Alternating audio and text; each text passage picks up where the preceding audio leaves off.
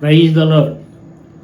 యేసుతో ప్రతిరోజు అనే ఈ కార్యక్రమం ద్వారా దేవుని వాక్యాన్ని వింటూ ఉన్న ప్రేమైన సహోదరి సహోదరులకు యేసు ప్రభు వారి అమూల్యమైన నామమున శుభములు తెలియజేస్తూ ఉన్నాం.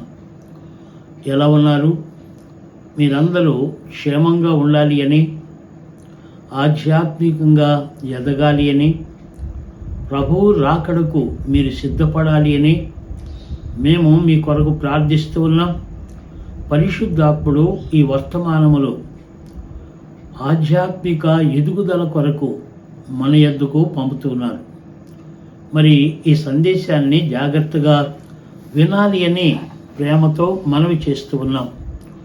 వింటారు కదూ.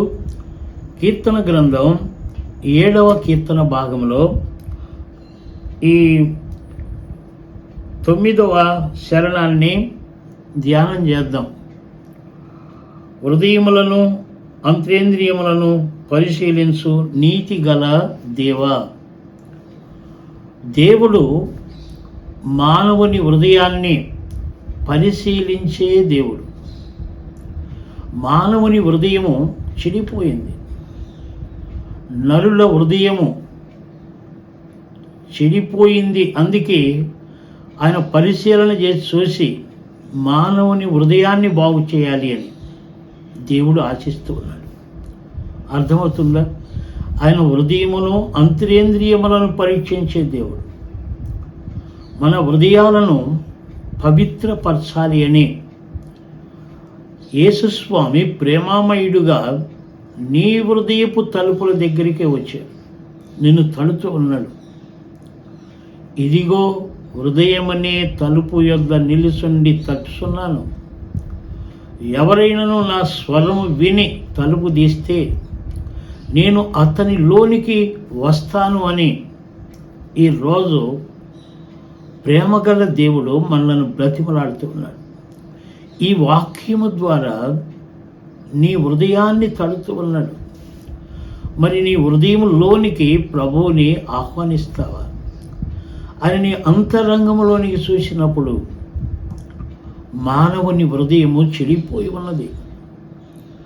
అందుకే దేవుడు భూలోకమును చూసినప్పుడు భూలోకము చెడిపోయింది అని దేవుడు ఒక మాట ఆదికాండం 6వ అధ్యాయంలో చెప్పారు. ఎందుకనగా మానవుని హృదయం చెడిపోయింది. అందుకు లోకమే చెడిపోయింది. కనుక మానవుని హృదయం బాగు చేస్తే ఈ లోకం బాగుపడింది. అందుకే దేవుడు మన హృదయములను అంతరంగములను పరిశీలిస్తూ ఉన్న దేవుడు మన ఎడల ప్రేమ కలిగి తన వాక్యము ద్వారా మనల్ని శుద్ధి చేయాలి అనుకుంటున్నాడు. దేవుని వాక్యము మనం శ్రద్ధగా విని హృదయములోనికి చేర్చుకుంటే ఆ వాక్యము మన హృదయాలను శుద్ధి చేయగలదు. వాక్యము శుద్ధీకరించే జలము. ఇది జీవజలము.